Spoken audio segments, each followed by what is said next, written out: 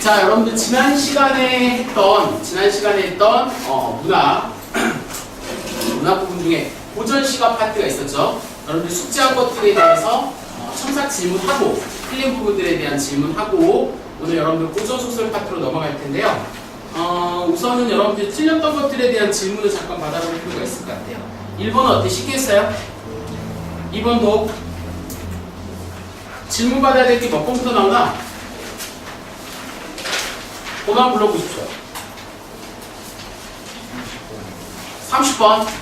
그 전에 풀이해주고 넘어갈게요. 질문해야 되니까. 물론 좀 이따 여러분들 시간에 부충 설명 개별적으로 질문할 수 있는 시간 있습니다. 첨삭 선생님 있으니까. 자, 28번. 번호 불러보세요, 우선. 37. 또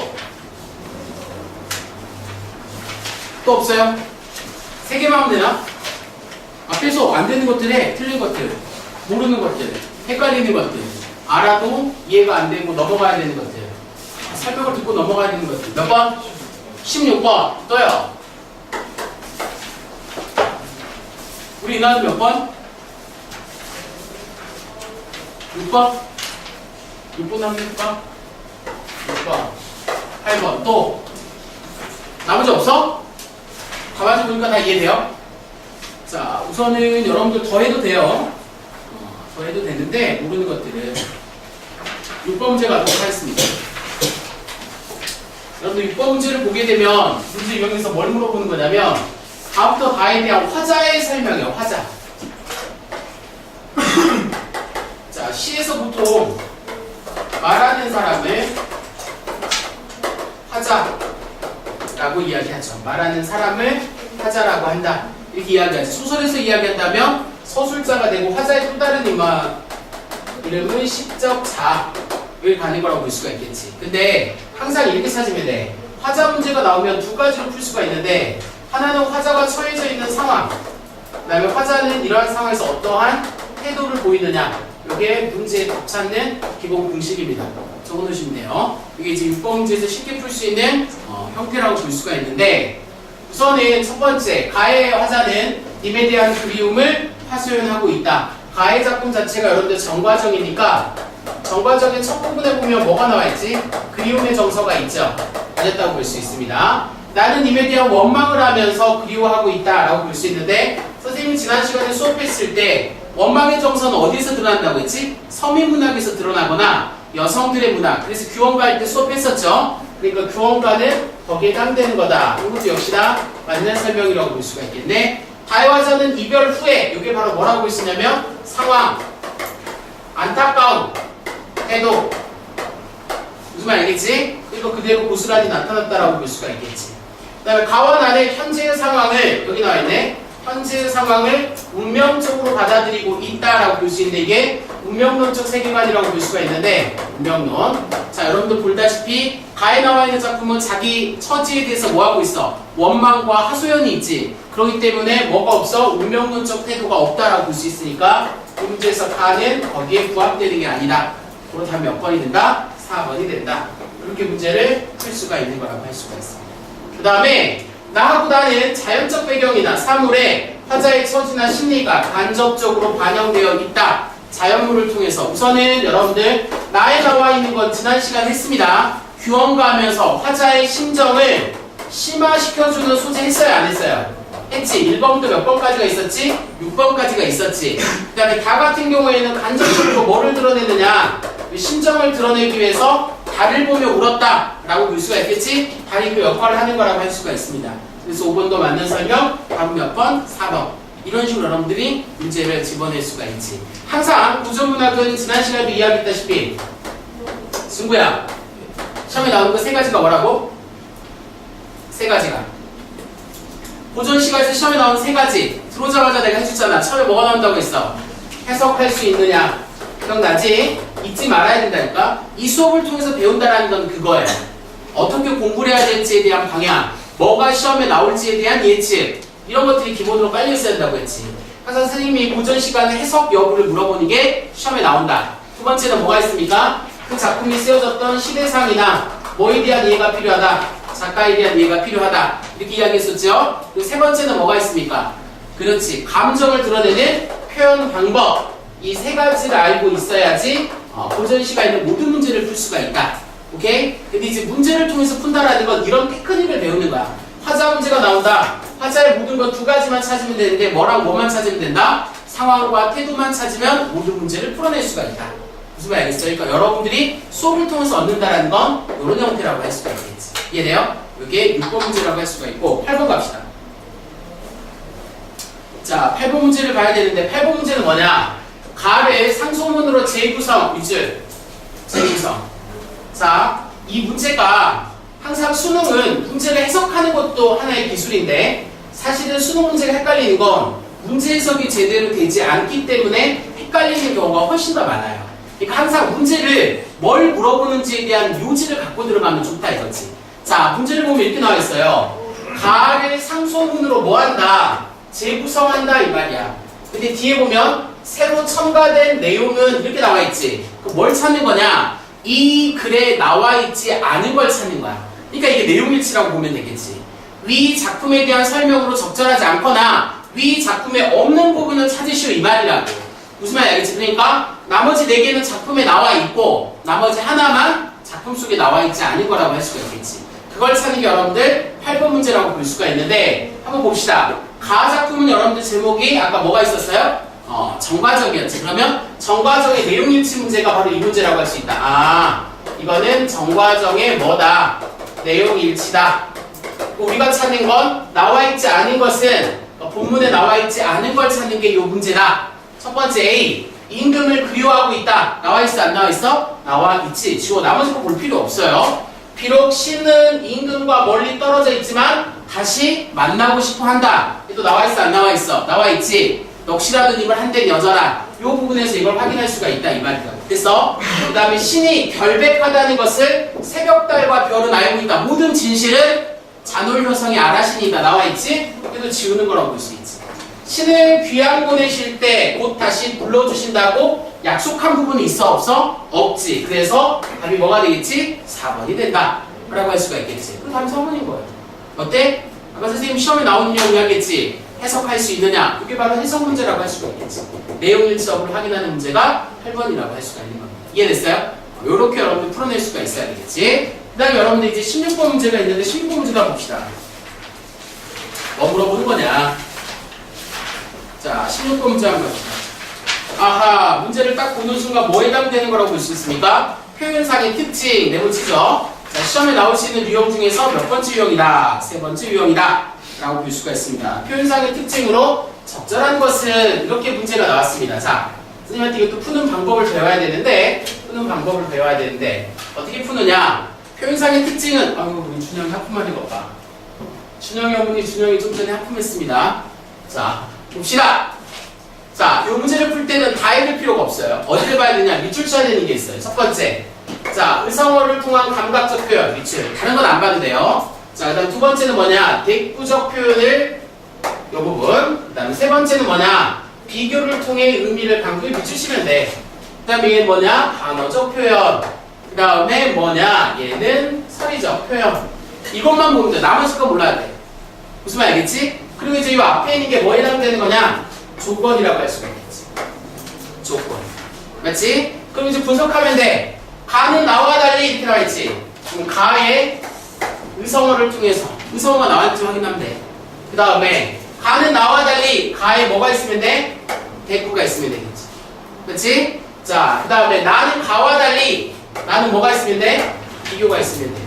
그렇지? 자, 그 다음에 가와 나는 플러스 가와 나는 플러스. 오케이? 이렇게 근데 보는 순서를 알려주겠습니다. 보는 순서를 알려주면은 1번부터 순서대로 보면은 시간이 오래 걸릴 수가 있어요. 내가 항상 강조하는 게 뭐냐? 시험 문제를 푸는 키를 많이 알려주지. 시간을 단축시켜야 된단 말이야. 맞지? 수능은 1번부터 5번을 다 줄 필요가 굳이 없어요. 확실하게 답이 하나 있으면 그게 답이야. 근데 웬만하면 답이 될 확률은 뭐냐? 두 개를 동시에 같이 이야기하는 게 답이 될 확률이 커요. 왜냐면 이렇게 된다는 거 하나만 알고 있으면 분단이 되잖아. 맞지? 그러니까 보는 순서는 두 개를 먼저 본 다음에 위에 걸 봐요. 무슨 말 알겠지? 4, 5번에서 답이 안 나오면 그 다음에 위에 걸 보라고. 이게 순서야. 그냥 써져 있는 1, 2, 3, 4, 5번으로 푸는 건 바보 같은 짓이에요. 그냥 시간 아껴야 될 거 아니야. 맞지? 나중에 여러분들 쓰기 하거나 화법할 때도 쓰기 할 때도 이야기해 줍니다. 두 개가 같이 묶어 있는 게 있어요. 자료 중에. 가의 자료는, 나의 자료는, 다의 자료는 하나만 설명 나오면 답이 될 확률이 20%이라고 떨어져요. 무슨 말 알겠지? 가와 나는, 나하고 나는 이런 식으로 묶여 있는 게 있단 말이야. 걔를 항상 먼저 보는 습관을 가져야 돼. 왜냐면 걔네들이 답이 될 확률이 훨씬 더 높습니다. 무슨 말 알겠지? 이게 문제 푸는 공식이에요. 선생님이 수업하는 방식이 어디에 있다고 했어? 선생님은 출제 원리에 맞춰서 수업해 준 게 많다고 했지? 이게 뭐냐? 문제를 내는 사람들의 기본적인 성향이에요. 그 성향을 알고 있으면 쉽게 문제를 빠르게 풀 수가 있다 이 말이야. 오케이? 이게 여기서 공식이라고 할 수가 있겠지. 자, 그러면 두 개를 먼저 보란 말이지. 단어법 있는지 여부 확인하거나 아니면 서리법이 있는지 여부 확인하면 돼. 근데 나한테 공부해봐서 알겠지만은 고전문학의 80%는 무슨 법이라고 했지? 서리법이라고 했단 말이지. 그러면 답이 될 확률이 가장 높은 5번인데 확인만 하면 돼. 작품을 통해서. 무슨 말인지 작품 보겠습니다. 자, 가작품의 제목이 뭐냐? 보자. 자, 가를 보게 되면 가는 제목이 뭐야? 면왕정가지. 면왕정가의 서리법 있냐 없냐? 있어 없어? 있죠. 니 쓸느냐 동그라미, 유여하랴 동그라미, 없을 소냐 동그라미. 됐어? 됐어?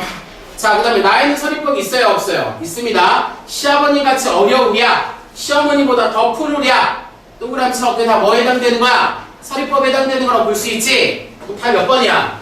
5번이라고. 쉽죠? 그렇게 하면 문제 푸는데 되게 간단하게 문제를 풀 수가 있다는 거지.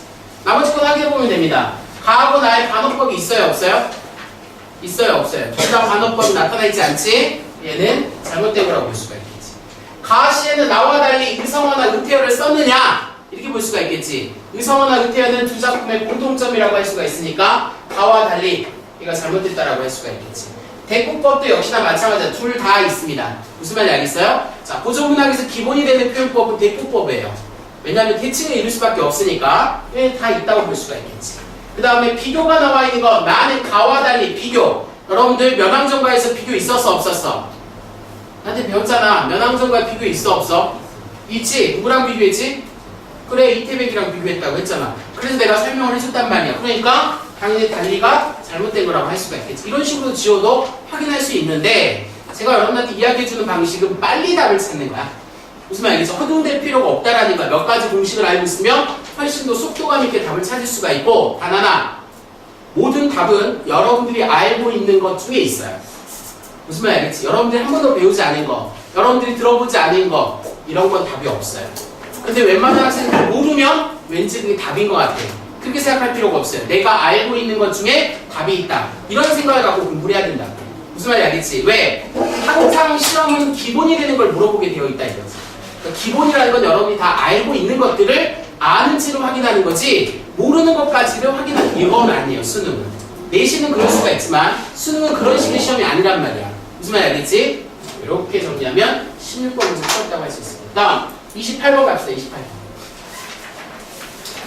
이렇게 푸니까 어때? 쉽죠? 훨씬 더 쉽게 문제를 풀어야 돼. 문학은 다 맞춰야 돼. 28번 갑시다. 자, 얘도 역시나 마찬가지네. 뭘 물어보는 거라고 볼 수 있어? 표현상의 특징 네모칩니다. 계속 선생님이 말한 거 내에서 문제가 나오고 있죠. 자, 표현상의 특징을 물어봤다. 나에 대한 표현상의 특징을 물어본 작품이라고 볼 수가 있습니다. 자, 나시는 제목이 뭐냐? 항호, 사시가. 오케이? 자, 그럼 이제 여기서 하나씩 또 밑줄 써봐야 돼. 아까 내가 표현상의 특징 나오면 뭐 한다고 했어? 밑줄을 치라고 했지. 자, 여기 정제된 형식 및 관용적 표현, 배경, 대립적 이미지, 동일한 어구와 반복. 이거만 알고 있습니다. 나머지 거 몰라야 돼. 나머지 거 몰라야 돼. 자, 정제된 형식 및 다른 말로 그 중이 뭐냐? 정형성이에요. 정형성. 근데 선생님이 이야기했는데 모든 시조하고 가사는 뭘 갖고 있다? 정형성을 갖고 있다. 그렇지? 정형성을 갖고 있다. 맞아 틀려? 아니겠지. 자, 그 다음에 관용적 표현. 관용이라는 건 우리가 뭐 하는 거지? 보편적으로 사용하는 표현이라고 볼 수가 있어. 자, 그리고 잠깐 물음표. 그 다음에 계절적 변화. 계절의 변화. 자, 이 사시가 뭐라고 했어? 사시가 사계절. 계절의 변화 있겠어 없겠어? 있겠지. 그럼 당연히 제목일 수도 확인되는 거라고 볼 수 있지. 동일한 어구와 유사한 어구의 반복. 이 몸이 이룬 공도 누구는 이셨다? 역분은 이셨다. 내가 선을 해온 도 역분은 이셨다. 역분은 이셨다. 역분은 이셨다. 다 있죠? 지워진다. 그치? 자, 그러면 여러분 남는 게 몇 번이라고 몇 번이야? 2번하고 4번. 이게 나오는 거지. 그 중에 눈으로 확인할 수 있는 게 뭐야? 얘지. 대립적 이미지란 말이야. 눈으로 확인할 수 있는 거. 맞지? 대립적 이미지라는 건 뭘 이야기하는 거냐? 쉽게 이야기하는 이거야. 긍정과 부정으로 나뉠 수가 있느냐. 오케이? 자, 긍정과 부정으로 나뉠 수가 있느냐 이거지. 자, 요런 작품이 뭐라고 했냐면 자연 친화라고 했어요. 그렇지? 자, 자연 친화에서 긍정과 부정은 뭐냐? 자연과 속세가 대립될 때 가능해요. 근데 이 작품에 내가 맹사성 이야기 해줬네? 맹사성은 어떤 사람이라고 했어? 재산까지 올라간 사람이라고 했지? 그래서 임금에 대한 아부가 있다고 했죠? 자연 속에 있지만 임금을 향한 마음은 담고 있단 말이야. 맞지? 그럼 이 사람의 시선 이런 게 있을까 없을까? 없겠지. 그래 안 그래? 그래서 다 몇 번이 되는가? 4번이 되는 거라고. 정의돼? 어떻게 보는지 알겠지? 자, 여기서 말하는 관용적 표현이라는 건 뭘 이야기하는 거냐? 널리 사용되는 표현들. 그러니까 쉽게 이야기하면 찾기가 사실 조금 애매하다고 볼 수가 있는데 나 작품이 봐봐. 나 작품이. 이런 것들이 다 관용적 표현이야. 나의 모든 것들은 임금의 덕이다. 이런 게 당시에 누가? 사대부들이 하는 관용적 표현이라고 할 수가 있겠죠. 무슨 말인지 알겠습니까? 그래서 답이 몇 번이야? 4번이 되는 거라고 하죠. 쉽죠? 이렇게. 표현상의 문제, 표현상의 특징 문제 어떻게 푸는지 알겠지? 다 해보려고 하지 마. 어떻게? 핵심이 되는 것만 밑줄치고 그거 갖고 문제 푸는 거야. 그러면 되게 쉽게 풀 수가 있다 이 말이야. 됐죠? 28번이었습니다. 그 다음 질문 나오는 게 30번이죠. 30번 갑시다. 자, 30번 문제 잘 봐. 이것도 뭐야? 발사 및 표현. 뭐 물어보는 거지? 표현상의 특징 물어보는 거라고 할 수가 있습니다. 그렇지? 자, 그러면 여기서 이제 답을 찾는 구조다 라고 볼 수가 있는데 이은 한번 보자고. 이은. 자, 여기 있네. 가을이 부족거든 봄이나 유여하며 중원이 비었거든 병이나 담겨시라. 이게 나와있지. 자, 그러면 이 구조를 잘 보란 말이야. 이 구조를 잘 보면 A, B 구조인데 여기에 그대로 뭘 이루고 있냐면 대구를 이루고 있는 거라고 볼 수가 있겠지. 맞지? 근데 자, 가을과 봄이라고 볼 수가 있겠지. 그러니까 이 A는 뭘 이야기하는 거냐? 기본적인 거야. 맞지? 자, B는 뭐에 해당되는 거냐? 심화라고 볼 수가 있습니다. 기본도 안 됐는데 심화가 어떻게 되겠느냐? 될 수 없다는 걸 이야기하는 거지. 구조가 이 구조잖아. 기본도 안 됐는데 어려운 걸 어떻게 하겠느냐? 이거잖아. 봄에도 가을도 부족한데 봄이나 남는 게 있겠느냐? 봄도 없다 이거지. 기본적으로 뭐가 담겨져 있어? 서리가 있죠. 서리, 대구, 기본, 심화. 이게 세 가지 구조라고 볼 수 있어. 자, 서리법이어야 되고요. 대구법을 이루고 있어야 됩니다. 기본과 심화 과정을 언급하는 세 번째. 그래서 얘는 이나야 1, 2, 3. 세 가지 조건을 만족시키는 걸 찾는 거라고 볼 수가 있겠지. 되나? 준영아, 이번에 30번. 이름 많이 나오니까. 그렇지. 기분이. 찾으면 돼. 찾으면 몇 번이냐? 찾으면 몇 번이야? 1번에. 대학생도 풀기 어려운 문제인데 하물며 고등학생이 어떻게 풀겠느냐? 얘도 안 되는데 얘가 어떻게 되겠느냐? 이 말이지. 기본도 안 된 애가 심화 되겠느냐? 이거지. 그러니까 다 몇 번이야? 1번이라고 할 수가 있겠지. 그래서 서리법 나왔지? 대꾸법도 나왔지? 그 다음에 뭐가 나와있습니까? 아까 이야기했다시피 기본과 심화로 언급하는 게 30번 문제라고 할 수가 있겠지. 그러니까 이건 초본으로 푸는 거라고 봅니다. 30번 문제 자체. 쉽지? 자, 그 다음 마지막 문제가 37번 문제네요. 봅시다.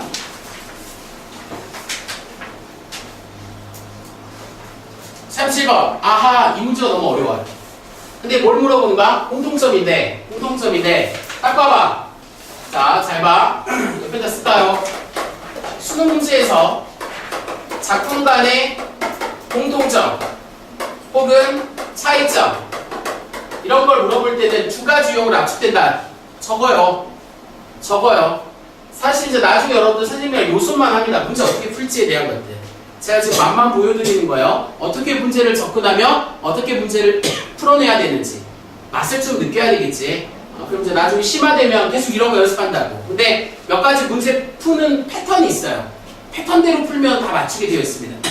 지금 이제 내용 설명 위주로 하는데 나중에 이런 것도 공부한다고.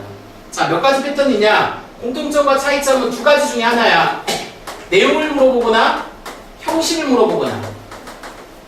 그럼 선생님 고전문학에서 내용을 물어보면 내용일치, 해석할 수 있는지로 가면 돼. 그 다음에 형식적인 걸 물어본다 라고 한다면 표현상의 특징을 물어보는 거야. 근데 쉽게 내용이라는 건 두 가지인데 하나는 상황을 물어보는 거나 두 번째는 태도를 물어보는 건데 요걸 합하면 주제예요. 웬만한 문제 나중에 주제로 다 풀립니다. 근데 나중에 이제 주제적인 걸 배울 거야. 내용을 물어보면 주제로 다 풀려요. 요거 이제 나중에 배워요. 심화 과정에서. 이제 형식은 두 가지인데 두 가지야. 하나는 뭐냐? 화자의 태도가 되고요. 두 번째는 여러분들 표현상의 특징이에요. 근데 이걸 어떻게 하느냐? 1번으로 물어볼지 2번으로 물어볼지를 어떻게 하느냐? 이나 여기 봐. 자, 1번으로 물어볼지 2번으로 물어볼지를 어떻게 하느냐? 선택지에 나와 있어요. 선택지. 오케이? 여기 봐. 독백적 어적, 공간적 거리가, 시간의 흐름, 하강적 이미지, 그 다음에 자신의 심정을 전하고자 하는 대상이 숨겨져 있다. 자신의 심정을 전하고자 하는 대상이 숨겨져 좀 기네. 이렇게. 이거잖아. 근데 두 개의 공통점을 물어본단 말이야. 맞지? 독백이라는 건 뭘 이야기하는가? 혼자 말하는 거라고 볼 수가 있겠지. 자, 그러면은 혼자 말하려면은 자기 생각. 여러분 책에 봐봐. 가하고 나가 있네. 가시를 보면 뭐라고 나있어? 버드나무 가지를 꺾어서 하느라. 근데 봐봐. 거기 뒤에 보면은 밤비에 새잎 나거든 날인가 여기 서서 라고 볼 수가 있겠지. 이건 어때? 혼자 말하는 거야? 아니면 대상이 있는 거야? 이건 어때? 대상이 누구야? 그래, 님이잖아, 님. 그리고 두 번째 거 뭐야? 심어두고 보십시오. 대상한테 이야기하는 거지. 독백이 아니지. 그러니까 여러분 책에 나와 있는 독백적 어조에 해당되는 거 어디냐? 나에 해당되는 거라고 볼 수가 있겠지. 됐어? 그 다음에 공간적 거리감을 띠는 화자의 정서. 자, 이런 말이 나오잖아? 그러면 실제로 이러한 뭐가 있어야 되냐면 시어가 있어야 돼, 시어가. 대표적인 시어가 뭐냐면 천리말리. 우리 배웠던 적 있지? 이런 말이 나와 있어야 된다고. 그게 공간적 거리감이야. 무슨 말이겠지? 이런 거 있어요, 없어요? 없어요. 그렇지? 자, 그 다음에 시상경계에서 시간의 흐름이라고 있어, 시간의 흐름. 가시인 시간의 흐름이 어디 나와 있냐? 밤비에 새잎 나거든, 밑줄. 그러니까 새잎이 나는 동안에 시간이 필요하겠지. 그 다음에 나 같은 경우에는 이화우의 밑줄, 추풍낙엽의 밑줄. 이화우는 봄이야, 추풍낙엽은 가을이지. 봄에서 가을로 바뀌었지. 시간의 흐름이라고. 그래서 답이 몇 번이야? 3번이 되는 거야. 됐어요? 하강의 이미지는 떨어져야 되겠지. 가시는 하강이 없어. 왜? 새잎이 나는 거 위로 나잖아. 오히려 이미지상으로 본다면 상승의 이미지라고 보겠지. 나에 보면은 이화우 흙뿌리일제. 이거 하강이야. 이거 여기는 어디에 해당하면 되는 나에만 해당된다. 자신의 심정을 전하고자 하는 대상을 숨기고 있다. 나타나 있지. 맷버드, 버드나무를 통해서 내 마음을 드러내고 있지. 하지만 나에서는 심정을 드러내는 요소가 있어, 없어? 없지. 그러니까 어디에 해당돼? 나에만 해당돼. 둘 다 부합되는 건 몇 번? 3번. 오케이? 이 문제가 제일 헷갈린 거 맞아요. 질문 제대로 한 겁니다. 왜냐하면 이 찾기가 너무 어려운 거야. 근데 모의고사 나왔을 때 애들 대부분 막 낚였어요. 공부 좀 하는 애들은 나머지 게 확실히 아니라서 걸러냈는데 좀 헷갈리는 거란 말이에요. 왜냐면 밤비에 새잎 나거든. 이게 나와 있지. 그러니까 그렇게 시간적인 게 나와 있어야 돼. 그러니까 시간의 흐름, 공간의 흐름이라는 건 시간과 공간과 관련된 시어가 있으면 돼. 그걸 찾기가 좀 어려울 뿐이라고. 오케이? 요렇게 정리하면 된다. 밤비는 하강적이에요. 밤비가 왜 하강이야? 비라서. 여기서 비는 비 자체가 중요한 게 아니잖아요. 그거에 뭐 하는 거지? 새잎이 나게 한단 말이에요. 그러니까 그 시에서 밤비는 긍정적 시로 써야 된단 말이에요. 그러니까 그거 자체를 하강으로 가버리면 안 되는 거지. 시 포커스가 그거잖아, 맞지? 비가 내려서 꽃이 피는 거니까 중요한 건 비가 내린 거야, 꽃이 핀 거야? 꽃이 핀 거지. 그러니까 그게 중요 이미지가 되겠지. 그렇게 문제를 풀어야 된다고 볼 수 있어. 그래서 이렇게 정리할 수 있는 게 이 부분까지. 이렇게 됩니다. 나머지 것도 더 질문 있나요? 없어요? 없는 친구들은, 있는 친구들은 좀 이따가 총각 선생님들 와가지고 질문 받을 겁니다.